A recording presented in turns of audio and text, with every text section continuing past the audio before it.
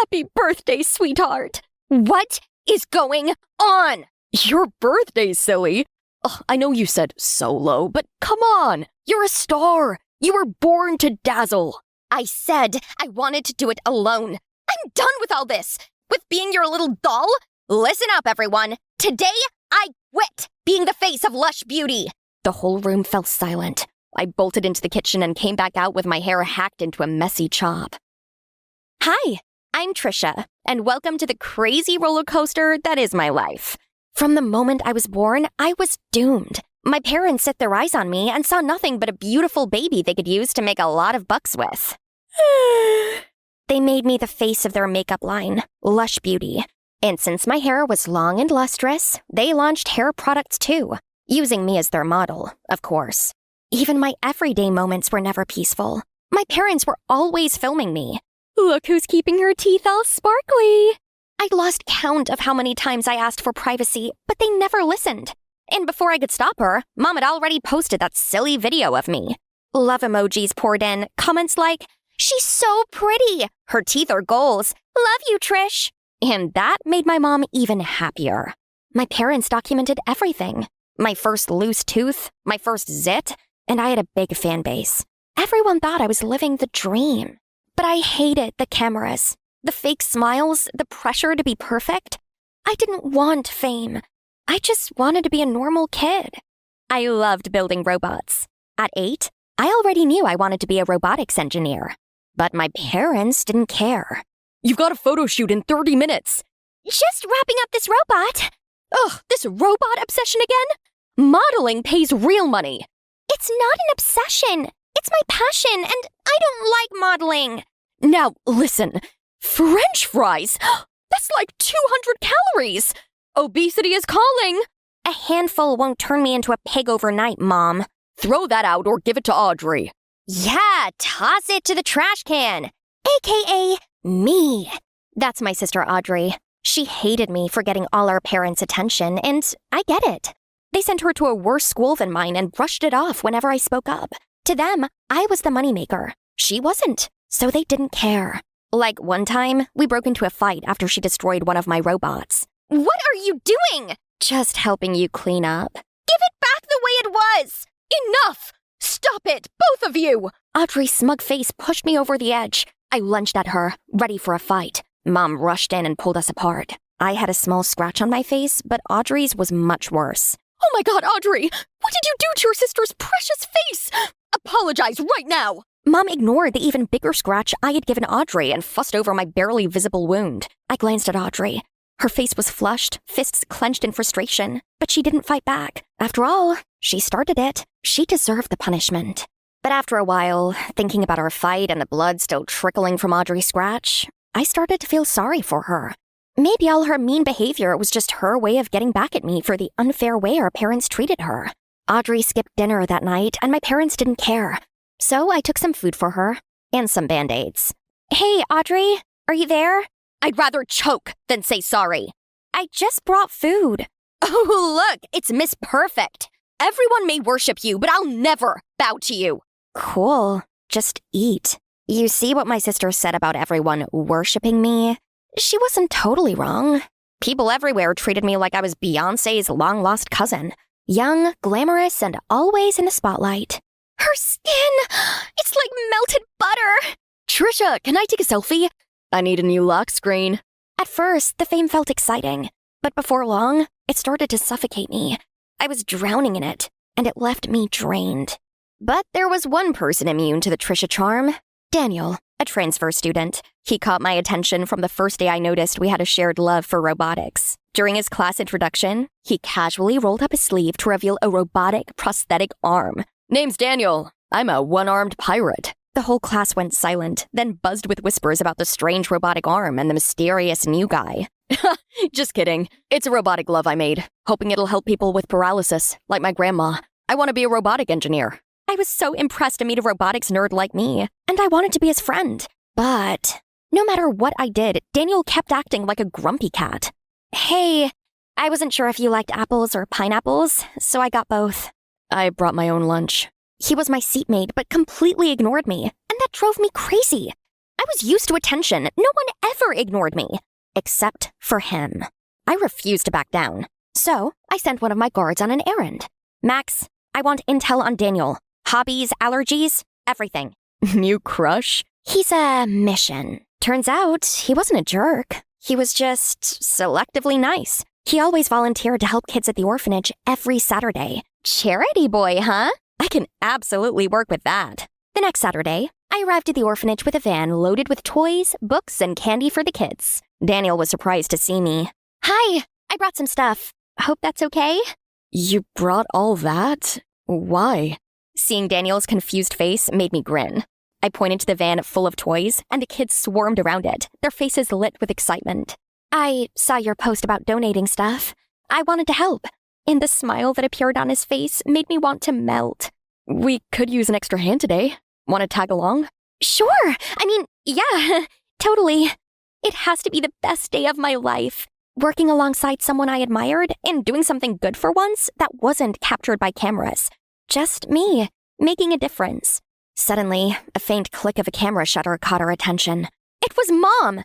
Somehow, she had gotten wind of where I was going and now wanted to take advantage of it for publicity. Seriously? Is this all just another publicity stunt for you? I thought you came here to do something meaningful. Turns out you used it for self-promotion. I can't believe I fell for it. No, my mom, she's chronically addicted to Instagram. This wasn't planned, I swear. You're exactly what I thought you were. A self-obsessed influencer who would do anything for clicks. Every word hit like a slap to the face. Even worse, Daniel didn't let me explain. After that, he changed seats and wouldn't even look at me. To him, I had become invisible, but I couldn't be mad at him. I was mad at my parents, the ones who turned my life into a 24/7 live stream. That incident made me realize I wasn't their daughter anymore. Until one day, I couldn't take it anymore. It was my 17th birthday, and I told my parents I wanted to do it alone. No guests, not even family, just me and cake. Lavish parties bored me. I quietly embraced the peace of my 17th birthday. But when I came back from school that day, the moment I stepped into the room, a loud noise made me jump out of my skin. Suddenly, people burst out from behind the furniture. Cameras clicked like crazy and flashes went off everywhere, blinding me. Surprise! My parents had filled the house with fashion designers, influencers, reporters. The opposite of what I wished for. Happy birthday, sweetheart! What is going on? Your birthday, silly. Ugh, I know you said solo, but come on. You're a star. You were born to dazzle. I said I wanted to do it alone. I'm done with all this. With being your little doll. Listen up, everyone. Today, I quit being the face of Lush Beauty. The whole room fell silent. I bolted into the kitchen and came back out with my hair hacked into a messy chop. Instantly, the cameras went wild again. My parents looked horrified, while Audrey smirked in triumph. I didn't care anymore. Life had trapped me, but now I was in control. I ran away from the noisy crowd, locked myself in my room, and dyed my hair a messy shade of green. When my parents saw me the next day, they looked ready to call an ambulance. She ruined her hair! Our pride! Our investment! Why would you do this, Trisha? What are you even wearing? Sackclothes? I'm taking back my life. This modeling circus? It's your dream, not mine. I want to be a robotic engineer, and I will be one. No one can stop that. A what now? You will be touching wires, screws? You'll ruin your nails. No matter what. Don't worry, Mom. I will be your new model. My eyes almost fell out of their sockets when we turned to look at Audrey.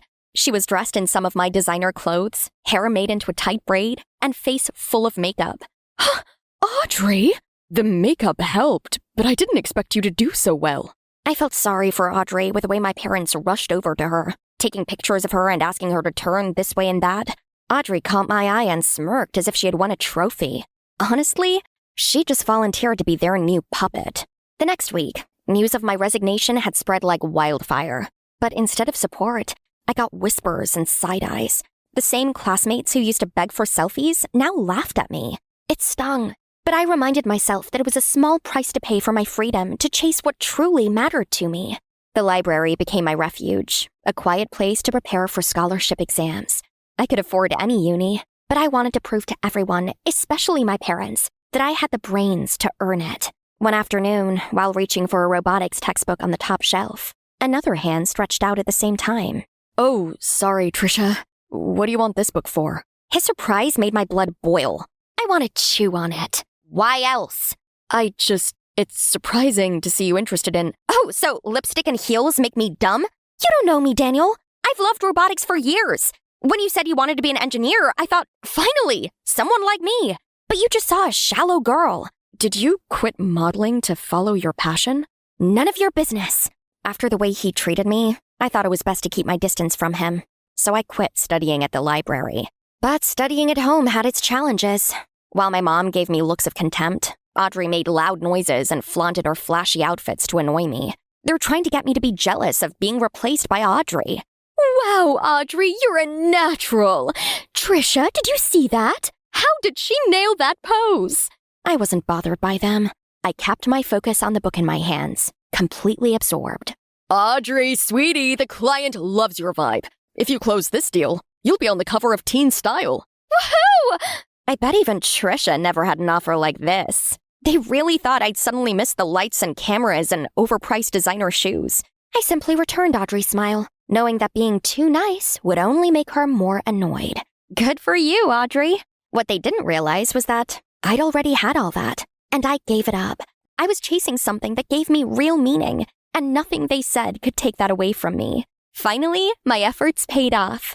A few days after I wrote the scholarship exams, I got the best news ever. I got the scholarship! Full ride to Greenwood Tech! Even my parents, whom I thought would care the least, were over the moon. Oh my goodness, Trisha! I knew you were capable of this! I'm so proud of you. Your older sister's still struggling to get in, and here you are bagging a scholarship. A complete beauty and brains? Glancing at Audrey, I noticed she was still focused on her tablet. Audrey isn't doing anything worthwhile, neither studying nor even modeling. She flopped that interview and lost one of the best gigs ever. Immediately, Audrey burst into tears and ran out of the room. Audrey, wait! Why would you say that? We're just stating facts. That was never the truth. The truth is, you only see us as pawns. The moment we're not useful, you turn cold. The jealousy from all the favoritism you showed before is what hurt her. She never even wanted to be a model. She just wanted your love. But all you ever cared about was money and fame. I didn't give them the chance to reply. I went straight to Audrey's room. I'll always be in your shadow. Huh? You'll always be the favorite. No, Audrey, you're enough. You're unique. Step into your own light. You have your own fire. Do what you want to do. Be who you want to be. I've always wanted to be a travel vlogger. See the world. I never wanted modeling or even university. So what's stopping you? You know what? I'm out. I'm leaving tomorrow. I won't even tell Mom and Dad. Just then, Mom and Dad burst in. They had been eavesdropping all along. We're sorry, Audrey. We love you just as you are. We lost our way trying to build a brand and forgot we were raising daughters. We've messed up. What can we do to be better parents? Start by letting us be who we are, not who you want us to be. I just want you to be proud of who I really am. I'm not Trisha, and she's not me. We have our own journeys. We promise, from now on, no more pushing, no more modeling unless you choose it. Audrey, please don't leave home. Please give us a chance to be just your mom and dad. I can't explain the joy I felt to finally be heard by my parents.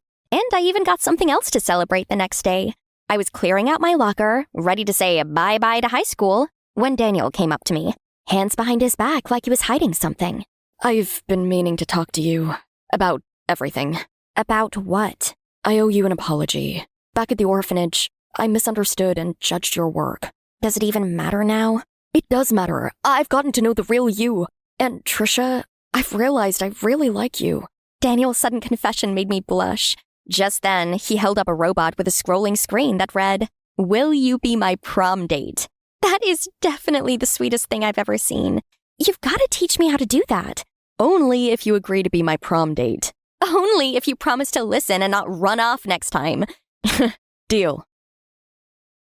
Soon after, Daniel got into the same school as me. It felt like a dream come true. Audrey and I still modeled occasionally, but only by choice. I was finally writing my own story, and it couldn't have been better. Oh my, look at those dudes over there. It's so true that all men are the same. All it takes is seeing some pretty girls and their eyes immediately light up. I was about to ignore these jerks, but then this couple walked in holding hands. Instantly, the jerks started making a fuss. Ew, look! That's gross! Then they pretended to retch. Geez, these idiots needed to keep their outdated views to themselves. Well done, guys. You've just booked yourself the 99th place on the playbook. Let me show you my playbook. In here, you'll find all types of men, from nerds, hot boys, jocks, and successful businessmen, but they all have one thing in common. They are all bad. Hi, I'm Monica, and I'm a playgirl who is trained to take revenge on men. Since I was little, I was taught that all men are bad, and it's my duty as a woman to teach them a lesson, especially homophobes and womanizers. Now all that's missing is the 100th prey? Then done! Hey sis, family meeting now! Oops, duty called. Mom's gonna reveal our final mission. Now, where are my books and pens? Yeah, those two are my colleagues and also my competitors. There's Cindy, my impulsive little sister, and next to her is Grace, my older, super smart, and slightly more mature sister. As for me, I'm something in between. Not as childish as Cindy, but not as calm and collected as Grace. Oh, here's Mom. Okay, let's get to the point. So this is it, the last goal, and it's the biggest one yet. So, this time you're not working together, but on your own. This target won't be easy, but you all have your own charms, and I have every faith in you all. And the time starts now. Dennis Groff. Let's see. Oh, he's quite handsome. The son of a CEO and super rich. It figures he's a lady killer, duh. But why did Mom assign him to us? I mean, she usually just lets us set our own goals. Also, why do we have to compete against each other? Maybe it was because it was the 100th target, so she was making it extra challenging? We all love Mom and want to please her. I mean, who doesn't want to be the last one to complete the family playbook, right? I stayed up all night making a plan of action. From my social media stalking, I found out that Dennis's friend was having birthday celebrations at a bar in town tomorrow night. So, the next evening, I put on the sexiest red dress that I've bought for this specific occasion and walked confidently into the bar. All eyes were on me, except Dennis's. Excuse me? Was he going to the bar for free Wi-Fi or what? Seeing that, I took a glass of wine and gently approached him. But suddenly, a strange guy came out of nowhere and pulled my hand back. Honey, where are you going? Have a drink with me? Get out of the way. I'm busy. I was about to turn my attention back to my prey when, oops! The strange guy tripped me up, causing me to stumble onto the ground. This was so embarrassing. I guess I just have to call it a night. But suddenly, an arm appeared in front of me. I looked up and, hey, it was Dennis? I was a bit surprised, but quickly regained my confidence and let him help me up. After that, he offered to buy me a drink, and then we ended up chatting into the early hours. And jackpot! Turned out he's as big of a golf lover as I was, so I persuaded him to join a golf club with me. Ain't that a smart move? A week later, and it was progress report day. One by one, we told Mom what we'd done so far. Cindy tried hard to approach Dennis by coming to the billiard hall that he frequented, and being the typical impulsive kid that she is, she bombarded Dennis with messages on social networks. She seems to be quite optimistic, though, as Dennis responded to her quite friendly, and the two kind of vibed when it came to billiards. As for Grace, she applied for the position of assistant manager at Dennis's company. I know. Man, my sister is a genius. She even said that she already felt some chemistry going on, as he wouldn't take his eyes off of her. Mom seemed impressed with the progress we'd made so far. Everyone's attained certain achievements, but sure thing, I was still in the lead. I felt it. I don't know if I'm being delusional, but Dennis and I were getting so close, and he had also shown some gestures of concern for me. Anyway, it appears that I'll have to work even harder than I first thought to win this one. Yeah, I did used to wonder if what Mom always said about men was 100% true, and why my sisters and I had to do all this. Until one day, back when I was 16, that day, I was going into my mom's room to borrow some jewelry for catfishing when I found an open notebook on the ground. Curious, I picked it up and discovered it was Mom's diary. And it was in a tragic story. She once fell deeply in love with a man, but then ran into him with someone else. Worse, she didn't even have a chance to confront him. Instead, she got his message right away. I knew the truth already. You're not a real woman. We're over. Not a real woman was what that Nick called my mom. Ridiculous! Just because my mom is a transgender? She did not go through all this pain and heartache to be disrespected like that. My mom's life was tragic, like a movie. Curiously, I flipped through it all from the beginning, and my heart felt like it's actually breaking, finding out what Mom had been through. Turned out, she and Nick were part of a group of 3 back in high school, alongside Maureen. Nick and Maureen were a couple, so my mom, as Jack at that time, had to keep her love from Nick a secret, and poured it all into this diary. Unfortunately, Maureen found out her secret and exposed it to the whole school, which made everyone make fun of my mom, and she had to leave in shame. After so many years, she was still not able to forget Nick, so she decided to do the trans surgery to return to find him and fight for her love. They had some happy months together, but on that one disastrous day, she found out that he cheated on her. And it was with none other than Maureen. Harsh! How can people be so cruel to each other like that? Mom was a good person, and thanks to her, orphans like Cindy, Grace, and I could have a home. I owed so much to her, which is why I was desperate to succeed at her last mission and to make her happy. Back to the mission. Everything was going great between me and Dennis. He took me to the golf club and out for dinner. For a rich businessman type, I had to admit that he wasn't all stern and serious. Actually, he was a lot of fun to be around. Then, when he dropped me off after a date, he touched my hand and said, Monica, I'm really enjoying getting to know you, and I would like it very much if you would come and have dinner with my family tomorrow. Whoa, this was great! I mean, this project would be way easier now I had an open invite to scope out his family. But no, what is this feeling? I had butterflies in my stomach, and my palms were sweaty. It must just be the thrill of meeting Dennis's family, right? But why couldn't I stop thinking about his cute laugh and his dreamy eyes? Oh no, I think I might have actual feelings for him. From then on, I found myself wanting to scream and throw stuff at Cindy and Grace every time I heard them bragging about how close they were getting to Dennis. I'm crazy, aren't I? Now what? Am I the predator or the prey? OMG, I'm so nervous, I literally can't stop shaking. Whoa, they looked so wealthy and classy. His parents were both really sweet, and I soon felt a lot more relaxed. We had dinner and the conversation flowed easily. There was just one thing that kept bothering me. His dad's name is Nick? Surely this was a coincidence, right? I mean, Nick's a popular name. Something didn't sit right with me, so I knew I needed to say something to Mom. I anxiously walked back and forth until I heard her car pull up outside. Mom, is Dennis's father that man? She looked stunned, then slowly sat down, sighed, and told me everything.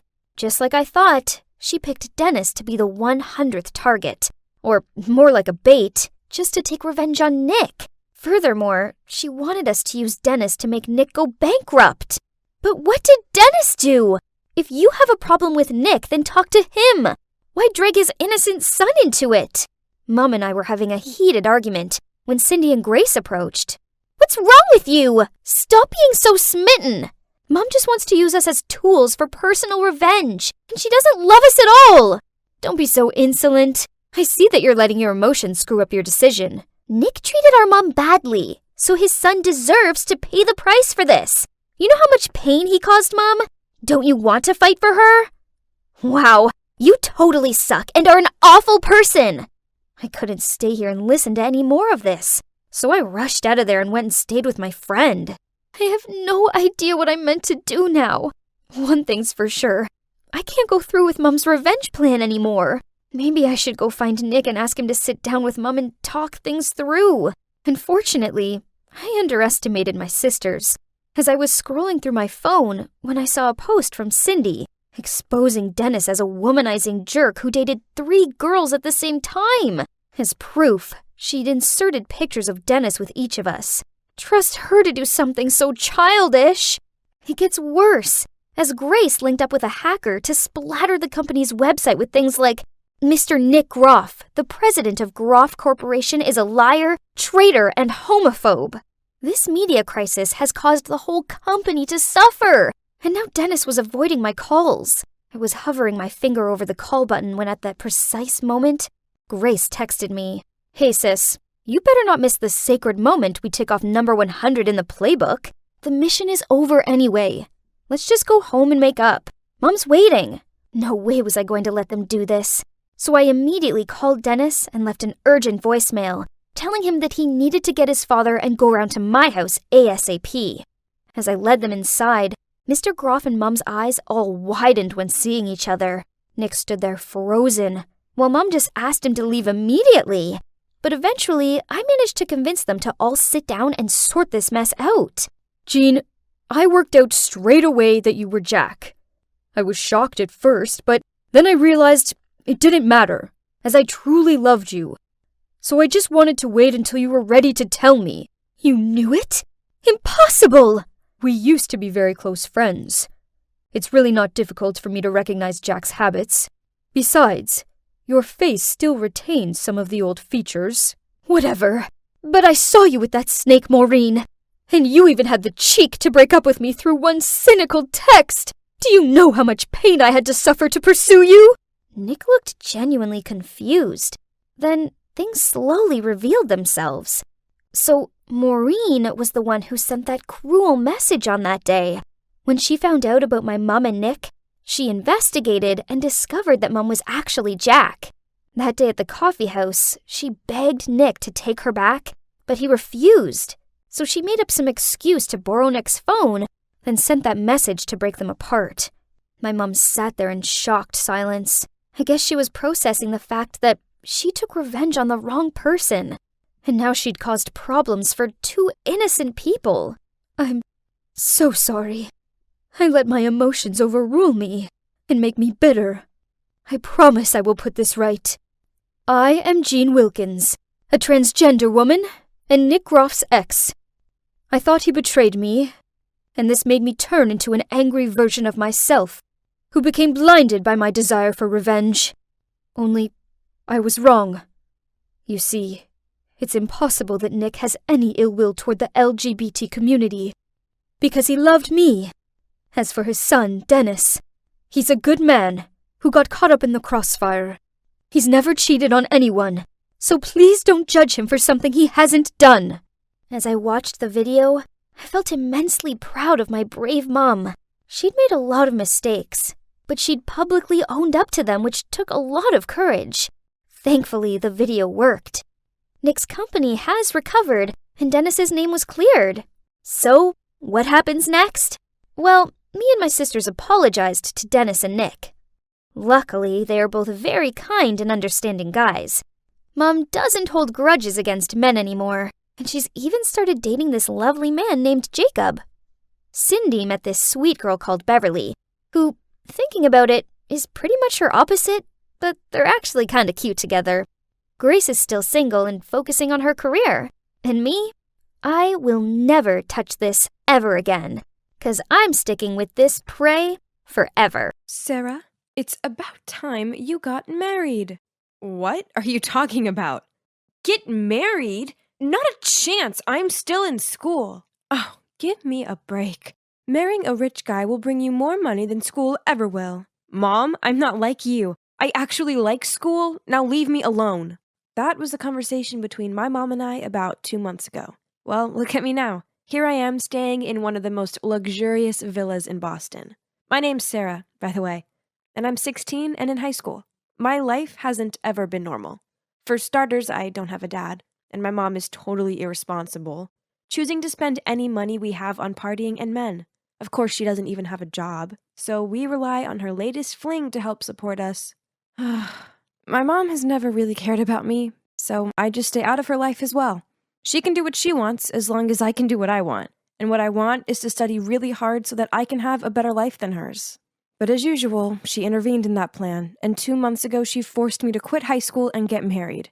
Obviously, I refused, and I even went on a hunger strike for a few days. But then one day she said, "Tomorrow, our two families will meet. If you don't rock up, I'll go to your school and tell them you're not coming back. But if you come, you can still go to school, at least until the wedding." Ugh, school.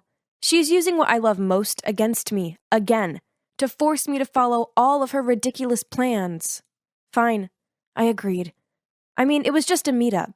It's not like they could pressure me to get married right away, right? So the next day, I followed my mom to go meet Adam's family. I was shocked when I saw him. He was wearing a mask that covered half of his face, and he just sat there, not uttering a word, just staring at me without even blinking. Honestly, it was so creepy. His parents seemed nice, though, and they explained that he'd been in an accident when he was a kid, which had left him with a severe burn scar on his face. So he wore the mask to avoid scaring people off. I could see him watching me, waiting for my reaction. So I tried to smile back. I felt so bad for him. But at the same time, there was no way I wanted to spend my life with this guy. So I decided to put my plan into action. All I had to do was get his parents to disagree with the arrangement. So I acted as clumsy as possible.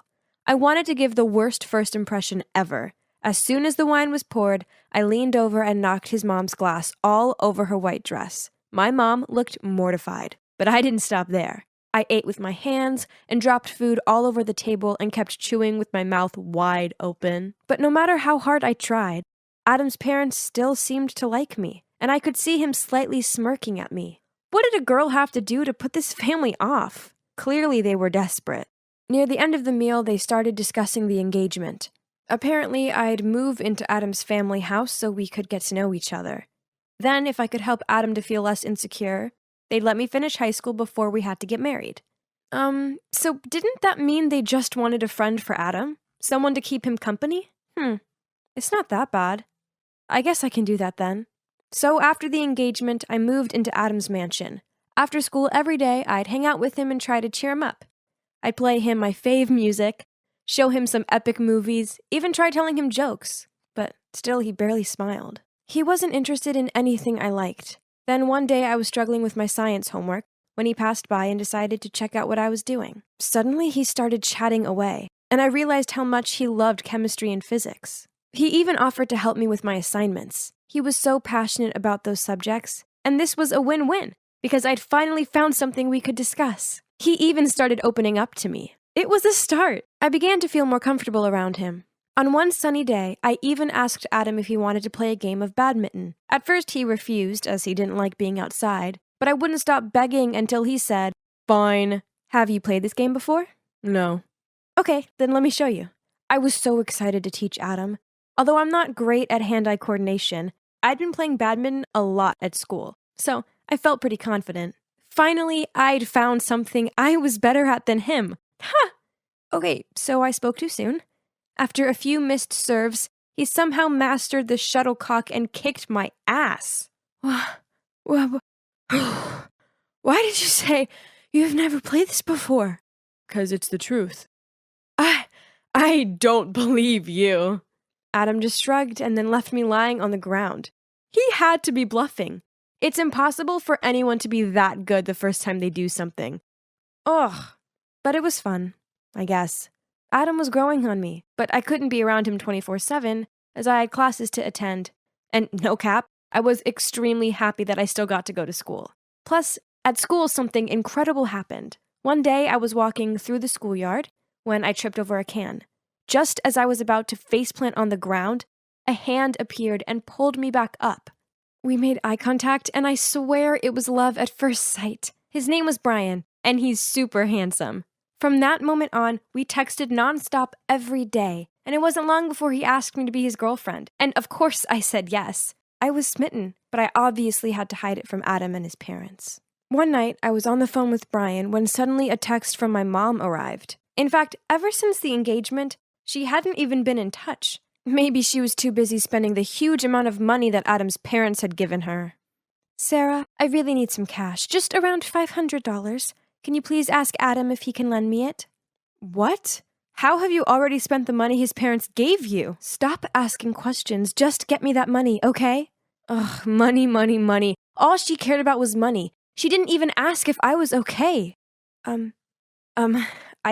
I want to ask, can you get me some money? Money? For what? I need to pay for my tutoring class. I haven't had money to pay for the past few months. How much do you need? About $500. Okay, I'll tell the butler he'll give it to you later. Phew. That was easier than I thought. But Adam didn't ask twice about it. Was it because that amounts just nothing to a rich guy like him? Anyway, at least he'd said yes. That would shut my mom up for a bit. If only.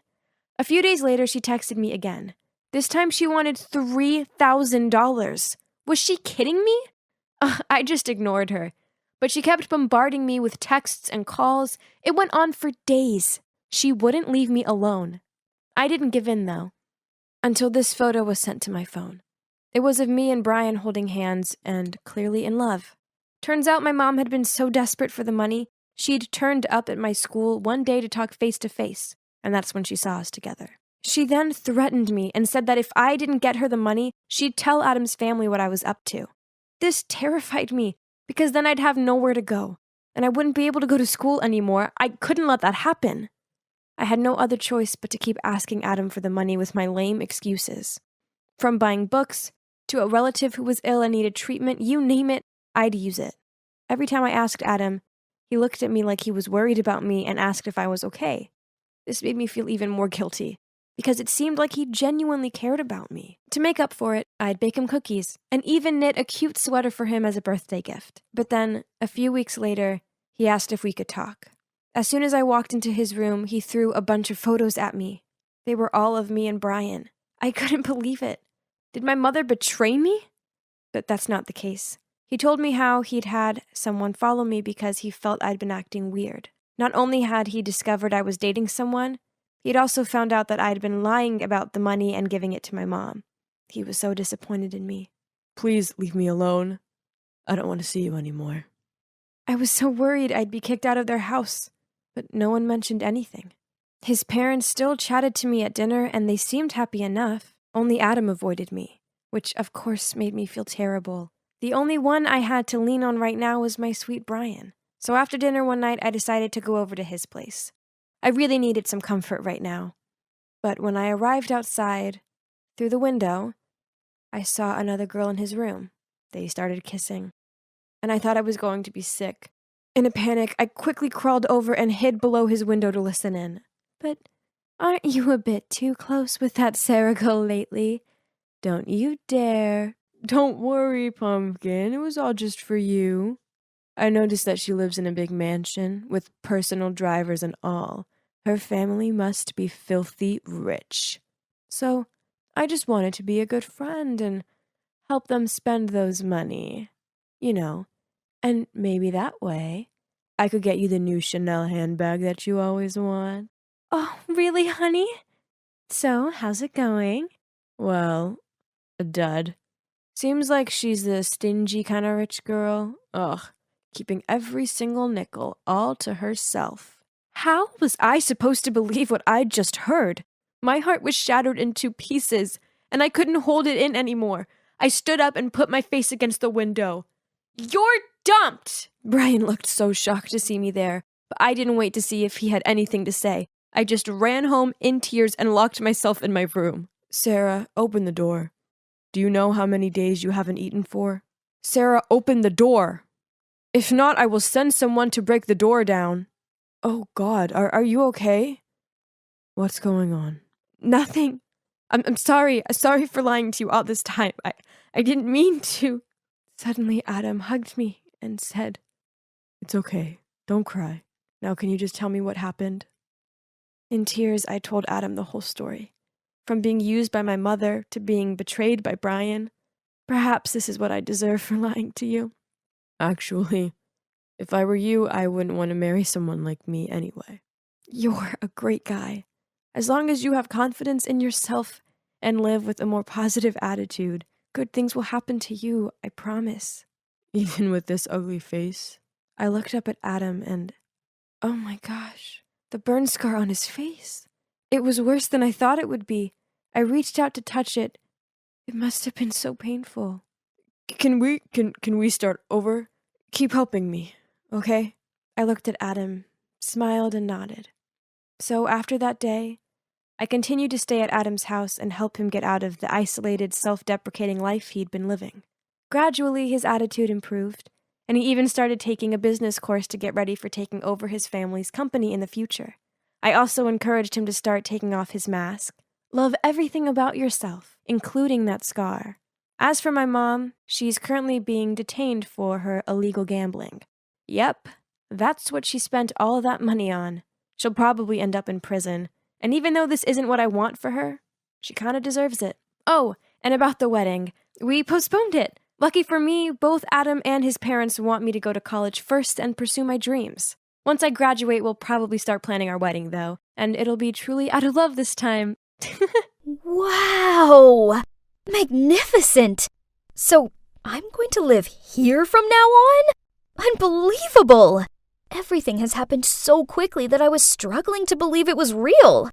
Yesterday afternoon, when I was helping out in my family's diner, suddenly a film crew rushed in and claimed that they were from the reality TV program Long Lost Love, which reunites lost family members.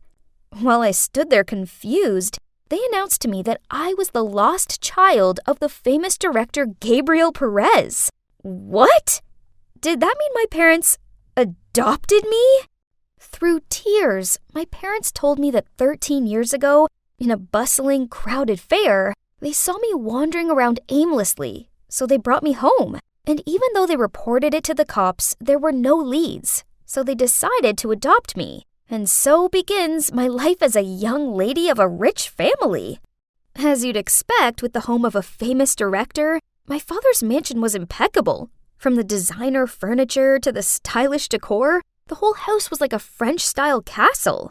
I peered at the huge photo of my grand-looking parents. Suddenly, there was a whisper. The master must be very happy, you know. His second wife couldn't give him a child after all these years.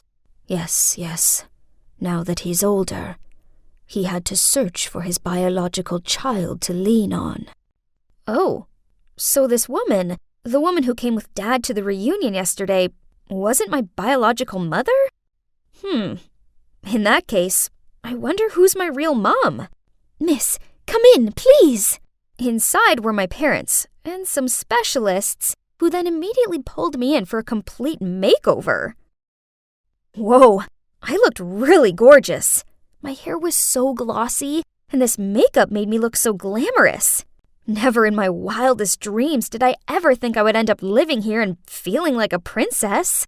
Beaming with happiness, I turned to look at my dad. But suddenly, I was startled to meet eyes with the maid. She looked so gloomy. Why did she keep staring at me with a poker face? That was odd. Carol, let's move along. Strange. But never mind. Maybe she's always like that when she's seeing strangers. OMG. Dinner was so luxurious, including caviar and steak. This was so exciting. That night, I couldn't sleep and just rolled around in bed until dawn. But little did I know what an exhausting day was waiting for me ahead. 5 a.m. sharp, I was shaken awake. Huh? Was there a fire or something? A maid informed me that I had a very important press conference this morning, and it was imperative I looked the part. I groggily got out of bed and plonked myself in the chair. I had to wear this posh dress and have this old-fashioned bouncy hairstyle. Ugh! This made me look about 25. OMG! I swear this press conference was the most boring thing ever. For several hours, their conversations couldn't stray away from showing off their wealth, comparing their popularity, and all the showbiz stuff. I yawned dozens of times, but had to hide it behind my hand. I could feel my stepmother scrutinizing me. Ugh! I wanted to go home. You see, the type of person I hate the most are those kinds of showy, scornful ladies. But unfortunately, they're the only ones I've been interacting with. I missed hanging out with the kids my own age. But yeah, since I moved here, my parents insisted on homeschooling me, so I wouldn't be influenced by other inferior children. Ugh! Worse still, the only thing they teach me is about acting and movie stuff. How is that going to help me get into college? But that's not all. After studying, despite being tired, my stepmother forced me to spend a further 2 hours working out in the home gym. Every time I gasped for breath or snuck a snack, she would give me a novel-long lecture. The worst part is she banned anything sweet and made me stick to this strict diet full of celery and hummus. Gross! Then one time I slipped and fell off the exercise bike and twisted my ankle. My stepmother was so furious with me that she made me go to bed without my dinner. I couldn't take it anymore, so I hobbled into my father's room. Dad, why do I have to do these things? I don't like it. Dad said nothing, but just quietly signaled for me to follow him. He led me to a locked room at the end of the hallway. When the door opened, I saw a portrait of a very beautiful woman hanging in the middle of the room. Hang on a minute. My new hair and clothes were identical to hers. Dad stared at the portrait with dreamy eyes. Then he said that this woman used to be a very famous actress. He told me how they fell in love. Then she gave birth to me. So that means this is my mother? That's right. Your mother is very beautiful, isn't she? And I'll make you perfect, just like her.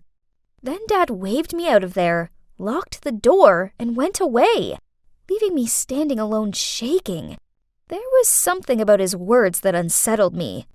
Curious about Mum, I went to an old maid to ask for more information. It turned out that in the past, my dad was my mum's manager, and thanks to her popularity, he made a lot of money. Mom was the muse for Dad's movies and also the love of his life. But unfortunately, because of a serious illness, she passed away. That was a huge trauma for Dad, and he seemed to lose himself. Ever since then, his head's been in the clouds, and he doesn't always make a lot of sense. Is that true? No wonder sometimes I found Dad's words creepy. It's time for your yoga lesson. And why exactly are you talking to her? Now that you're rich, show some dignity. Don't liaise with the staff. You're not my mom. You can't control me. How dare you? I'm only showing you kindness because your father asked me to. A silly little girl like you means nothing to me. You're so mean. It's no surprise why. You know, my mother is 100 times prettier than you. That's why Dad wants to make me like her. You! Sooner or later, you'll end up like my poor daughter. Just enjoy the calm before the storm. Huh? What did she say? What daughter? Didn't people say she had no children? Then, a few days later, as I was walking down the hallway, feeling exhausted because my current diet plan only included 2 apples a day, I heard the maids whispering to each other. Look, she won't be able to hold out. It won't last long. Her looks are fading. It's not long now. Then she'll end up like the previous one. What previous one? I went over to ask, but on seeing me, they immediately made up some excuses to flee the scene. Suddenly, someone leaned into my ear and said, "Try not to lose your looks, or else." Huh? I turned and saw that it was that strange maid, Carol. As I watched her walk off, I wondered what she meant by that. Obviously, she doesn't like me, but why? Honestly, there are so many confusing things about this family. Everything is so far from normal, it may as well be on its own planet. They're hiding something from me. I just need to figure out what. One day, while Dad and Patricia went away for an event, I snuck into their bedroom and looked around for the key to the secret room. Result! It was hidden in an old jewelry box. And whoa! This place was full of photos and DVDs and stuff. I found an album labeled Happy Family, and there were so many photos of Dad and Patricia with a pretty little baby girl. There was one photo of that baby girl turned 10. Written on the back of it was 12/15/2014. Happy birthday, our pretty sweetheart. Stay beautiful, Carol. Carol? The birth year. Green eyes. Could it be? That's it. The baby girl was Carol, the maid. Maybe puberty hitting changed her appearance and she's not as pretty anymore. But I could still tell some of her old features. So Carol was the previous young lady and also the poor daughter that Patricia mentioned. That made sense, as I'd seen Patricia interacting more with her than the other maids. I once even noticed her helping Carol clean up the dishes. I was still overwhelmed with the secret I just found out when I looked through the window and saw Dad's car pull up in the driveway. Panicked, I took that photo and ran out of there. I had to leave this place, or else I'd turn into another Carol. I kept on running, but then I bumped straight into Patricia. Oh no. Please let me go. I don't want to live like this any longer. Please. Patricia snatched the photo from my hand, then took my wrist and dragged me along. Let me go! Get in the car. Where do you want to go? To my adoptive parents' house. On our way, Patricia told me everything. She was once a famous actress who met, then fell for Gabriel. At first, she didn't mind attaining his high beauty standards, but then she realized that how he made her act and dress was all based on his late wife. She thought that having a child would change him, so they adopted Carol. She was very beautiful when she was little, so they spoiled her and took her everywhere to brag. But when she grew older, her looks began to fade, so Gabriel made her their maid. My dad needed a pretty girl to be her replacement, to be his own muse, so he decided to find another one. Truth was, he had no long-lost daughter. Instead, he got a private detective to look up unsolved missing child cases and discovered me. Oh my God! Unbelievable! Now Patricia, too, was exhausted from living this life, with a man who was still besotted with his dead wife. She felt bad for Carol, and for me, too. So, okay, turns out Patricia wasn't as bad as I thought. On the contrary, she was kinda pitiful. We are so sorry for letting you move into that house. I knew there was something not quite right about the situation, but I wanted you to be happy without money worries. So, we let you go. We should have realized. We're so sorry. I'm sorry for not being able to stop Gabriel. He went too far. I was sobbing in my mum's arms when I saw Gabriel. He stormed in and dragged me along. This one's mine, so she's coming with me. You can't just buy her. She's my daughter. Right at that moment, my sister Hannah arrived back from school. Gabriel's eyes lit up when he saw her. Then he immediately rushed over and grabbed her arm. Ha ha ha! Then I'll take this one. Not so pretty, but I can make it work. We all charged towards him and freed Hannah from his grasp. Gabriel seemed frantic and refused to leave. My parents had to literally bundle him out of the house, then call the cops. So, what now? Well, at first, I was pretty mad with my parents for letting me go so easily. But I guess they just wanted me to have no money struggles or anything. So, I've forgiven them, and now we all live a humble but happy life running the diner. Carol and her mom visit sometimes. They moved out of Gabriel's mansion, and they seem much happier now.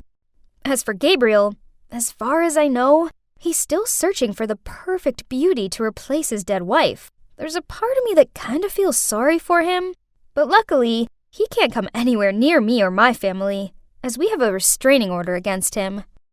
Looking back on it all, I now realize that I already had everything I needed. Okay, so we might not be rich, but we have kindness, love, and happiness. And trust me, those things are way more important than bags full of money. I can't believe it's been a year since Gerald passed away. I know it's been hard, but on the bright side, at least you still have your 2 wonderful daughters. Thank you. She smiled. Then she rubbed Jamie's head. "I'm very proud of this one." Yeah. Jamie's pretty, Jamie's girly, Jamie's adorable. And I was just the other child. I watched on as the three of them relaxed on the porch, giggling about dumb stuff and enjoying their lemonade, while I struggled with the stupid lawnmower. They didn't even notice me. I quickly finished up, then I grabbed my skateboard and hurried out of there.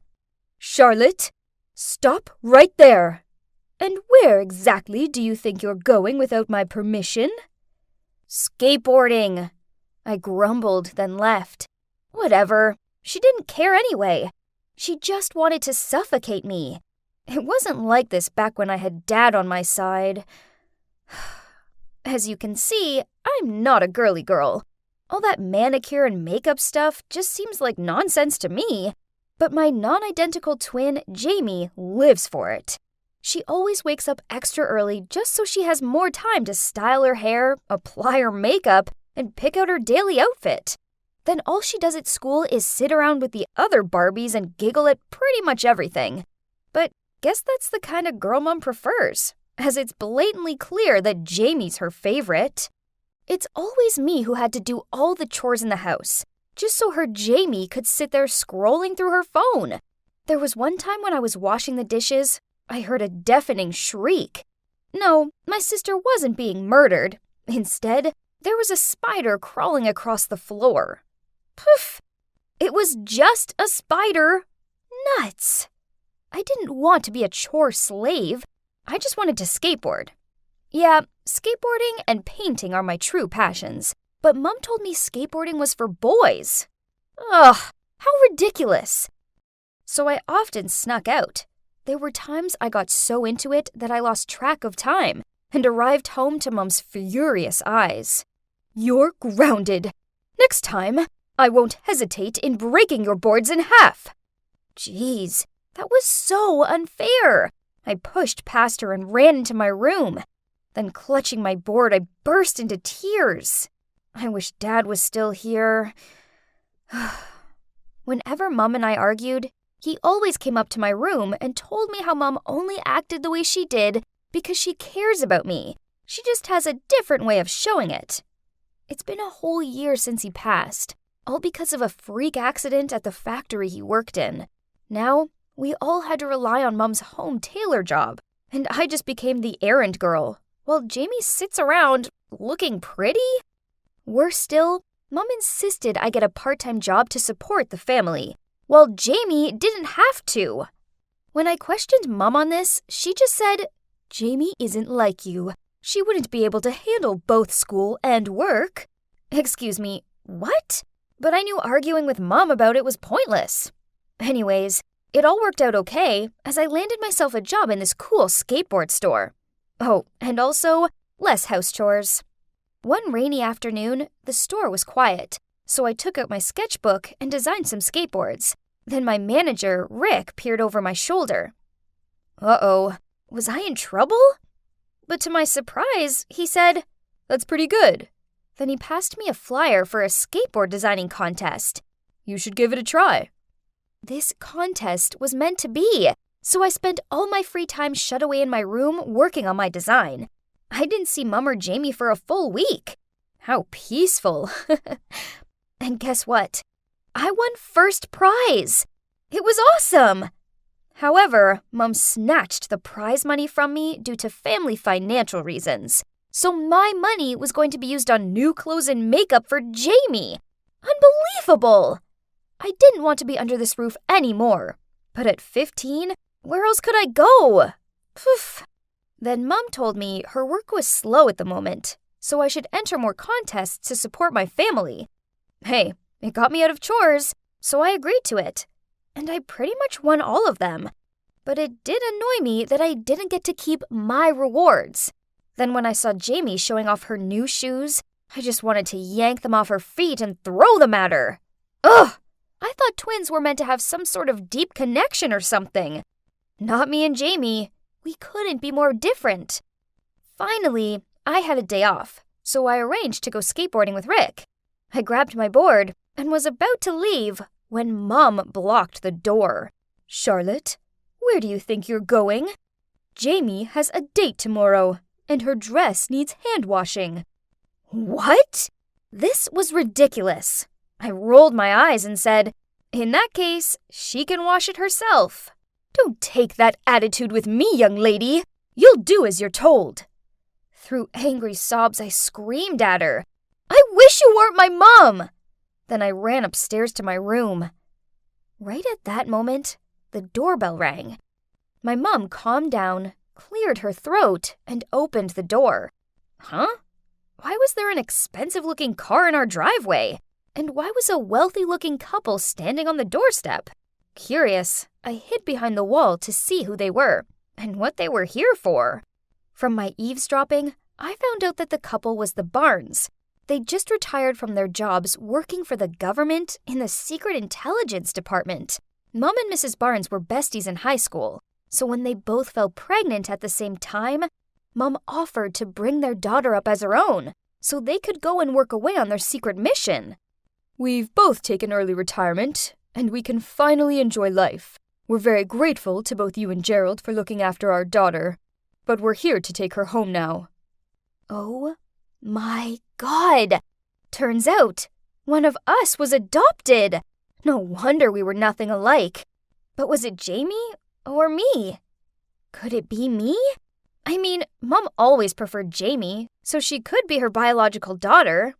I knew they were my real parents. I could feel it. So taking a deep breath, I nervously stepped out to meet them. Jamie, come down here, sweetie. Mom called, and I froze on the spot. I watched on as Jamie appeared, and Mom introduced her to her real parents. She didn't even seem surprised. She just replied, "Yes, I know," then sweetly grinned. "I'm so happy that I can finally meet you both." The Barnes cooed over Jamie like she was a puppy or something. Then they got emotional and all. Ugh, it made me want to puke. I ran up to my room, locked the door, and cried. Life was so unfair. Jamie was always the lucky one, while I always got the raw deal out of things. I must have cried myself to sleep, as when I woke up, it was morning. I reached for my phone. Jamie had messaged me. "It's sad you missed my farewell dinner. I had a great time living with you. Come and hang out sometime, okay?"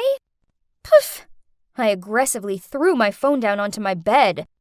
Bold of her to assume I would ever want to hang out with her. We had nothing in common. Luck alone was an example. Life went on, but without Jamie, as she moved to some rich kid's school. And I continued going to school, work, sneaking out to skateboard, and avoiding Mom as much as possible. Then one chemistry class, while we were carrying out an experiment in the lab, one of my classmates made a mistake. And boom! We were all left looking like Cinderella. And that might have actually been the best thing of that day, since we were dismissed 2 hours early. Excited, I rushed home to get my skateboard, but I knew I needed to sneak past Mom so she didn't accuse me of skipping class. But as I passed the kitchen, I saw her sitting at the table sobbing to herself. What was going on? Suddenly, she stood up and walked out to the backyard. There was a leather notebook and a pen on the kitchen table, so I tiptoed over and took a peek. It looked like her diary. Those freshly written lines were stained with tears. "Jamie, my baby, I miss you terribly. I want you to live a wealthy, happy life. So I made the ultimate sacrifice. I tell myself every day that you're now a Barnes, not a Smith anymore. Not my daughter anymore." What? I couldn't trust my own eyes. What did these words mean? Could it be... But even if she mistreats me sometimes, she couldn't be that kind of person, right? I tore out that page, then hurried off to the skate park. Only I couldn't concentrate. It was so bad, I messed up my pop shove-it and landed on my butt. Ugh, this was driving me insane. That evening, Mom appeared in my doorway and asked, "Charlotte, what did you do this afternoon?" I answered, "I told you already. I was at school and then the skate park." "Did you see my notebook? The leather one?" I shook my head in response. "Oh, it's my expense book. I can't remember where I left it. She gave another scan around my room before leaving. When she was out of sight, I immediately pulled out my phone and texted Jamie. Jamie, I miss you a lot. Can I come over to your house tomorrow? I needed to see Mr. and Mrs. Barnes. I had to find out what was going on once and for all. Jamie replied she had a date the next day. While I was typing out a reply, she sent me another message. We can't hang out. Please stop contacting me. Okay, that was weird. Did she sense something was up? I checked Jamie's social network profile and noted down the name of her new school. The next morning, I skipped class, went straight to Jamie's school administrator's office to ask for the Barnes' address. Oh, and of course, I made up a convincing story. Jamie's my sister, but then we found out she's actually the Barnes' biological daughter. Now my mom, who raised Jamie all these years, is really sick, and I need to tell her, but I don't know how to reach her. Perfect! She handed me the address and even wished me luck. There was no point wasting time, so I skated my way round to the Barneses. As I rang on their doorbell, I could feel my heart somersaulting in my chest.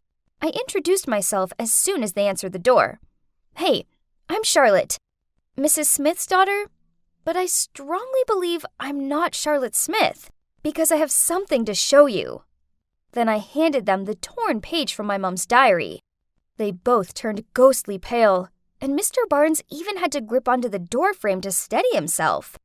I felt bad for putting them through this. I mean, what if I was wrong? So I suggested, let's just do a DNA test to be sure. A few days later, the Barnes turned up at our house with Jamie. They slammed 2 DNA test results down in front of Mom. I peered down at them. Whoa! Turns out I really am the Barnes' biological daughter after all. Mom gave this expressionless look, but then in a quiet voice she said, I just wanted Jamie to have a wealthy and privileged life. She's not as strong as Charlotte. She needs this more. Please don't blame her. She didn't know anything about this. Then she hugged Jamie and cried. Mr. and Mrs. Barnes looked overwhelmed. Finally, Mr. Barnes managed to find the words to say, Jamie's also like a daughter to us now. We will take care of her like you did with our daughter, but just stay away from us. He pulled Jamie away from Mom and guided her out of the house. Mrs. Barnes hugged me as she started crying. I found myself doing the same. This was my real mom holding me. Whoa, this was so crazy. I packed my things, but as I was leaving, my old mom called me back. Charlotte, I have something to give to you. Then she handed me a small box full of cash. This is your prize money. I put it away for your college fund. You better have it back. I'm so sorry. My sight blurred with tears. Dad was right. She still cared for me. My parents will forgive you. Then you'll soon see both of us again, I said as I hugged her tightly. Then I turned and left. A new life was waiting ahead of me.